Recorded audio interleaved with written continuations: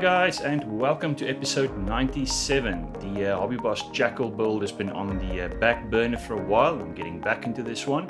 In this video, I'll be detailing the wheels. Guys, a few videos back, I scratch built the canvas spare wheel cover and ECM box cover in the back of the Jackal. And it's time to take this build a step further. Now I'll be fitting some tires, and this I'll be using a very nice aftermarket resin kit from Def Model. But before we get to that, a word from the sponsor.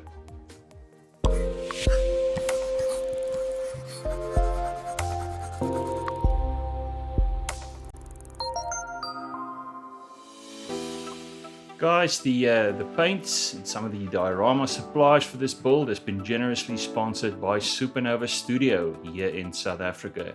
Do check out their website. They stock a wide variety of diorama elements as well as a variety of products that will enhance your diorama building. So let's get started. Well, this is the Jackal where we left it off in the previous video. And next up we'll need to start getting some tires on this. You can see there in the reference pictures. Now there's a nice set of vinyl tires included with this kit. I really can't find any fault with it, as well as some rims. So if you follow that route, that's what you'll be using. However, I'll be using this very nice resin wheel kit from Def Model, especially for the Hobby Boss Jackal. Now this is something I touched on in previous videos with the spare wheel, and this one I'll be assembling the four wheels themselves. You can see they molded in resin, and some excellent detail on this, guys. I really like these tires from Def Model. Now also included in this wheel set is a set of paint masks. Of course, these are very helpful. It saves you the trouble of having to cut them yourselves.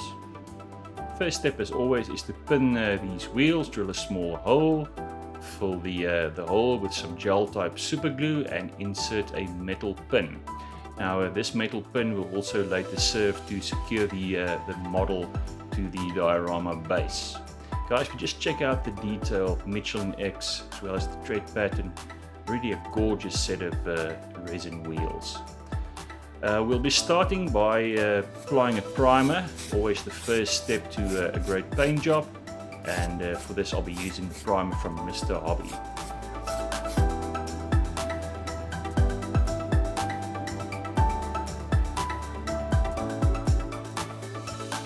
So there is the result of the primer. You can see that gorgeous detail on the wheel itself, the sag bottom, as well as the molded detail on the sides, the Michelin branding. I'll be using two colors, the first being from Tamiya and the other one from AK Real Colors. Now guys, this is still my favorite rubber color. I've tried a few, and really the one from Tamiya is still my favorite. I started off with a little bit of pre-shading first. I don't know how much of an effect this had, however I'm a creature of habit, so some black and white pre-shading was the first step. The next is the British sand yellow, the same color that we used on the Jackal itself, on the body, and this is now sprayed on the rim section. Next up, we'll need the paint masks. Again, this is very nice, and guys, if you don't have this, you can create your own paint mask. I've done that way back in video 10 if you want to check it out. This is applied to the side over the rim section of the wheel, and when that is done, we can now apply the rubber color, this one being XF85 from Tamiya. This is applied with the airbrush.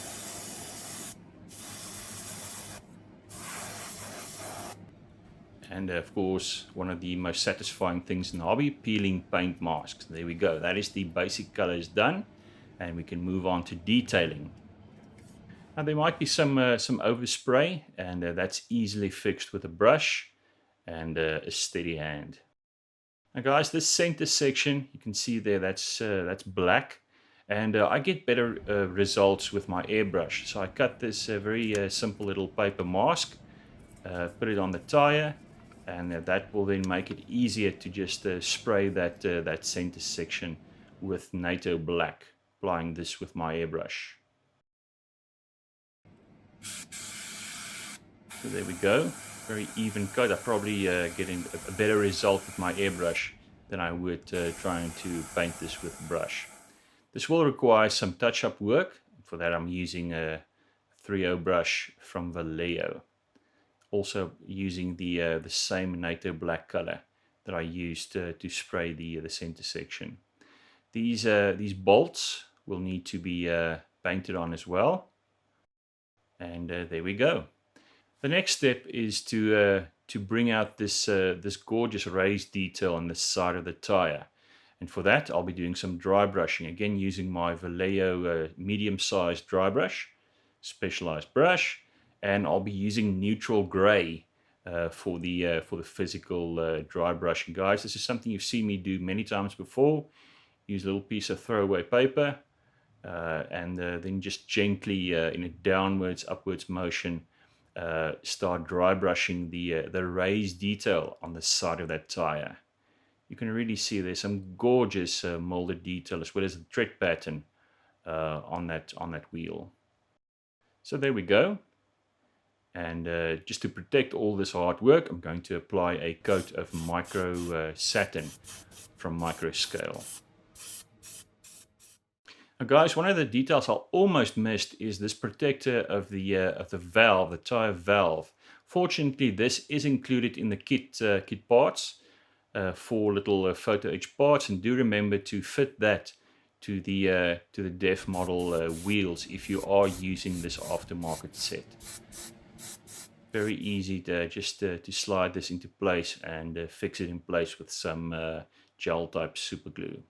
The next step is a wash. And for this I used US Modern Vehicle Wash from Ammo MIG. This is one that works really well on all these sort of desert colored tan yellow vehicles.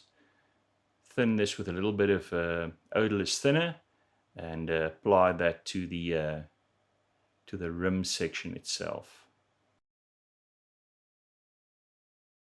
Next I used black wash, also from Ammo MIG, and this will go on the side of the tire. You can see it brings out the raised detail very nicely.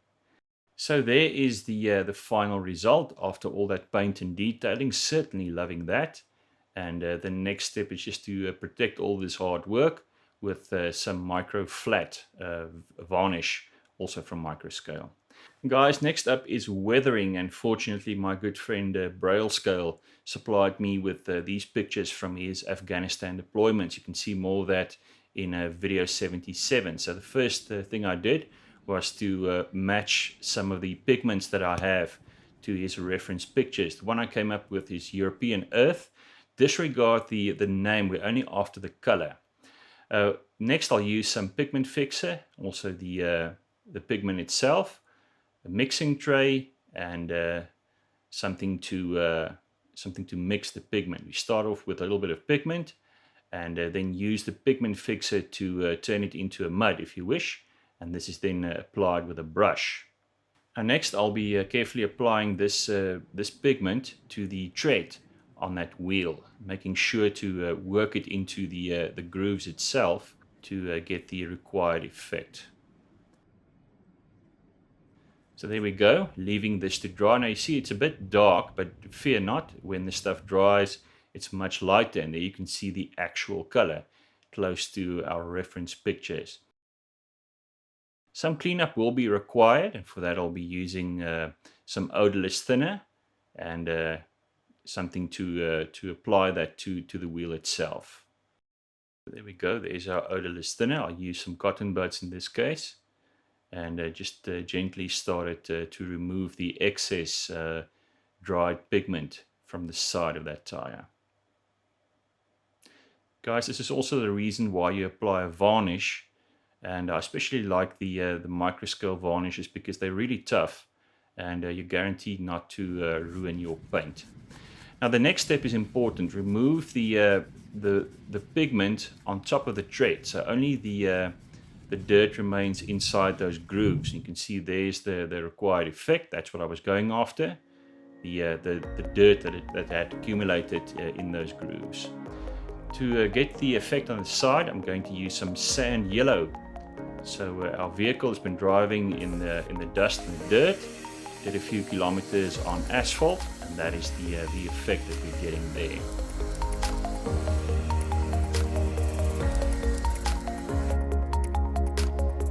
So guys, there are our 4 tires. Certainly happy with this result, and these are ready to go onto the vehicle. However, before I do that, there's an additional step. Now these wheel wells still look factory fresh, and of course they will not work with these weathered tires. And the next step will be to weather the wheel wells themselves. Now I'll need to do this now, because once the wheels are fitted, I won't be able to get back in there. So for this, I'll be using accumulated dust from Acre, as well as sand yellow from Vallejo. And this accumulated dust is really a great product. It's for spattering, spatter effect. And to do this, I thin this first. I think mine might be a bit old, so I just thin it with some ordinary tap water. It's an acrylic product. And then use a stiff stippling brush and apply the spatter, as you can see there on your screen, with a little toothpick, just getting the stuff spattered in there, using the brush if necessary to apply some more. And this is then the effect. So there we go, that's the spattered dirt inside the wheel well. And next I can start matching the color that I applied to the tire. And this of course is the Vallejo sand yellow color. This is applied with the airbrush, very subtle, just to create the illusion of the dust that accumulated inside the wheel well. Some dark earth is used just to add some definition, basically in all the corners. Applied very carefully, guys, and there's the final result. Certainly happy with that. The final thing that remains to be done is to give this a dusty look, as would be the case in the real world. And for that I'll be using some pigment. This of course will be the same European earth pigment that I used earlier on the wheels themselves.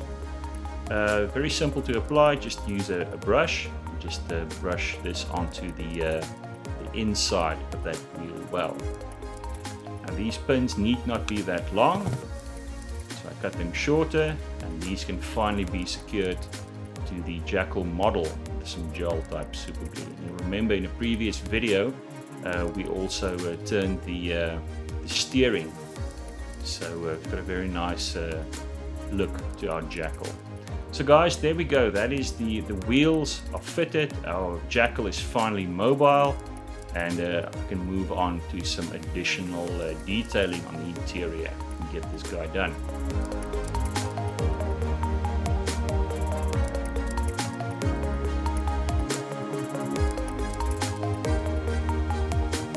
Now guys, this build is of course not finished. In the next video I'll be adding some seats, doing some detailing there, as well as some additional interior detailing, so do join me for that coming up in the next video. This is it then for video 97. Thank you for joining me. As always, do follow me on Instagram. I post regular updates on all my builds there. Thank you for watching.